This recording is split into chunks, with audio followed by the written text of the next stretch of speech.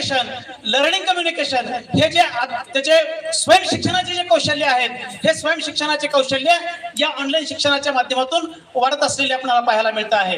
आणि म्हणून त्याच्याही पलीकडे जाऊन मोठमोठे वेगवेगळे क्लासेस आहेत, कॉलेजेस आहेत, शाळा आहेत, याच्यामध्ये येण्या जाण्याचा खर्च असेल, त्यांची मोठी फीस असेल, त्याचबरोबर आळस असेल किंवा थकवा असेल किंवा येण्या जाण्याचा वेळ असेल, पैशाचा खर्च असेल, या सगळ्या बरोबरच संगतीचा परिणाम असेल आणि वेगवेगळ्या रॅकेटचा होणारा दूरगामी परिणाम असेल, या सगळ्यामधून ऑनलाईन शिक्षणाच्या माध्यमातून कमी कमी होत चाललेलं आपल्याला पाहायला मिळतं आहे. आणि हे एक तारक स्वरूप आपल्याला आपल्या समोर पाहायला मिळतं आहे. त्याचबरोबर आज समाजामध्ये मोबाईलचा सर्रास वापर सुरू झालेला आहे, परंतु त्याच मोबाईलचा सकारात्मक वापर करून योग्य दिशेने त्याला घेऊन जाण्याची ताकद ही केवळ हे सामर्थ्य ऑनलाईन शिक्षणामध्ये असलेलं आपल्याला पाहायला मिळतं आहे. त्याचबरोबर वाढती देशामधली जी लोकसंख्या आहे, या लोकसंख्येला योग्य शिक्षण शेवटच्या घटकापर्यंत पोहोचवण्याची ताकद जर कुणामध्ये असेल तर ती केवळ ऑनलाईन शिक्षणामध्ये ती समर्थता आणि ती ताकद असलेली आपल्याला पाहायला मिळते आहे. पैशाशिवाय शिक्षण, भारत नेट आहे, डिजिटल इंडिया आहे, वायफाय असणाऱ्या सार्वजनिक व्यवस्था आहेत, त्याचबरोबर स्वयं ऍप आहे, PMWAN अशा प्रकारची योजना आहे. अशा वेगवेगळ्या ज्या खाजगी असतील, सामाजिक असतील किंवा शासकीय असतील, वेगवेगळ्या उपक्रमाच्या माध्यमातून शिक्षण आता पैशाविना मुख्य प्रवाहामध्ये येत असलेलं आपल्याला पाहायला मिळतं आहे. आणि म्हणून गरिबीवर मात करून गरिबीतून बाहेर निघण्याचं जर शक्तिशाली साधन कोणतं असेल तर ते शक्तिशाली साधन म्हणजे हे ऑनलाईन शिक्षण आहे.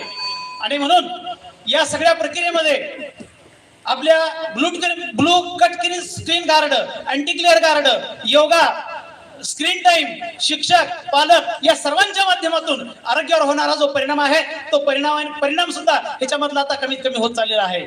शेवटी जाता थोडक्यात मला एवढंच म्हणायचं आहे, आता ज्ञानाला सीमा राहिल्या नाही. ज्ञान हे आधुनिक, जिवंत आणि प्रभावी झालेलं आहे. आणि म्हणून हे शिक्षण विद्यार्थ्याला आत्मनिर्भर, जागृत, कौशल्ययुक्त आणि जागतिक स्तरावर एक आव्हान पेलण्याचं अशा प्रकारचं शिक्षण हे असू शकतं. आणि म्हणून ऑनलाईन शिक्षण हे तारक आहे. जो कळणार रूप बदलतो आणि स्वतःला अपडेट ठेवतो तोच यशस्वी होतो. आणि त्या यशस्वी होण्याचा मार्ग किंवा त्याचा पाया म्हणजे ऑनलाईन शिक्षण आहे. ऑनलाईन शिक्षण आहे. मला एवढंच म्हणायचं आहे, नगर ग्राम आणि वस्ती वस्ती, नगर ग्राम आणि वस्ती वस्ती प्रयत्नांचे आम्ही केंद्र करू, परिश्रमाने पराक्रमाने या भूमीचा स्वर्ग करू, या भूमीचा स्वर्ग करू. धन्यवाद. सर, ऑनलाईन शिक्षण घेताना ज्या वेळोवेळी अनवॉन्टेड ऍड येतात, ते ऍड नेहमी डिस्टर्ब करतात आणि लक्ष विचलित करतात. अगदी बरोबर. ऍड नाहीशा करण्यासाठी आपली काय योजना आहे? ऑनलाईन शिक्षणामध्ये सुद्धा अशा अनेक सेटिंग आहेत sir. Hello sir, browser setting आहेत ज्या की आपल्याला तिथं पॉज करता येते, त्याला बंद करता येत आहे. रिस्ट्रिक्टेड मोड आहेत ज्या माध्यमातून अश्लील येणारे जे व्हिडिओ आहेत ते व्हिडिओ आपल्याला त्याच्यामध्ये बॅन करता येतात. आणि त्याच्याही पलीकडे जाऊन त्याला ऑनलाईन शिक्षणाला जोडण्याच्या ऐवजी चारित्र्याच्या निर्माणाविन समाज जीवन व्यर्थ असेल. आणि म्हणून मी शिक्षक, मी पालक हे सगळे म्हणून या सगळ्यामध्ये माझी भूमिका ही अतिशय महत्वाची असणार आहे. आणि ती भूमिका जरी माझी महत्वाची असेल तर या समस्या आपल्या समोर येणार नाहीत. चाकूचं उदाहरण बघितलेलं आहे, काडीचं उदाहरण आपण बघितलेलं आहे, अशा अनेक उदाहरणं पाहता येतील. आपण बोललात की गरिबीवर मात करून गरिबी नाहीशी करता येते, की ऑनलाईन शिक्षणावर कसं शक्य? गरिबीमध्ये पैसा लागतो आपल्याला, पैशाशिवाय सुद्धा ऑनलाईन शिक्षण घेणं आता शक्य झालेलं आहे. ज्या ठिकाणी इंटरनेट नाही किंवा लाईट नाही अशा ठिकाणी सुद्धा आपल्याला शिक्षण घेणं शक्य झालेलं आहे.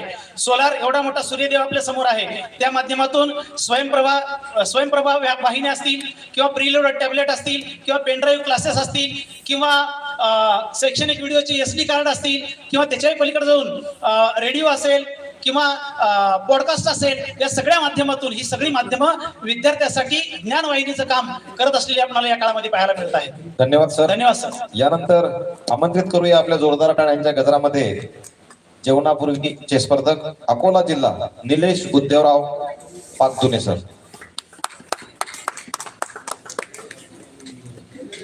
आणि या स्पर्धकानंतर जेवणाचा लंच ब्रेक होईल.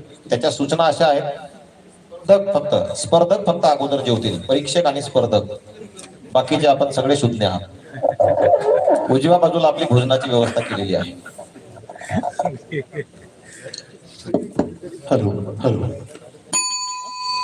तरक्कियों की दौड़ में